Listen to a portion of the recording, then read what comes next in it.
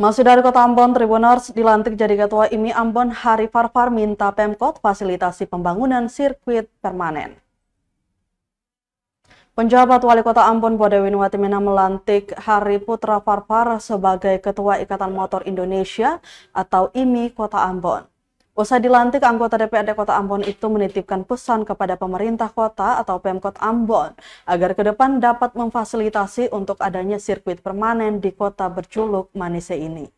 Menurutnya, Tribuners, keberadaan sirkuit permanen dapat membina bakat dan talenta anak-anak muda, sehingga hobi mereka bisa tersalurkan dengan baik di jalur yang benar.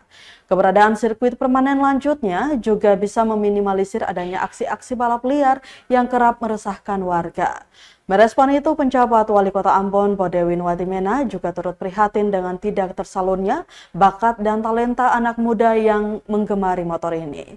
Sehingga pihaknya juga telah berupaya untuk adanya pembangunan sirkuit di kota berjuluk Manise ini. Hari ini bukti bahwa terakhir bahwa IMI Kota Ambon nantinya ke depan akan bersinergi dengan pemerintah. Kita mencoba untuk membangun komunikasi supaya setidaknya bisa disediakan fasilitas untuk menyalurkan hobi, kan? Karena olahraga otomotif ini bukan hanya olahraga hobi, tapi olahraga prestasi.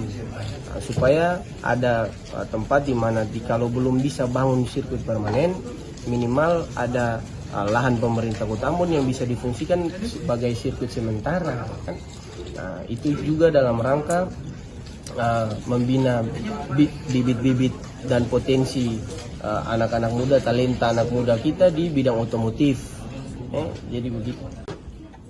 1, 2, 3.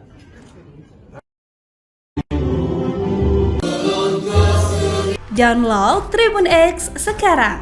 Menghadirkan lokal menjadi Indonesia.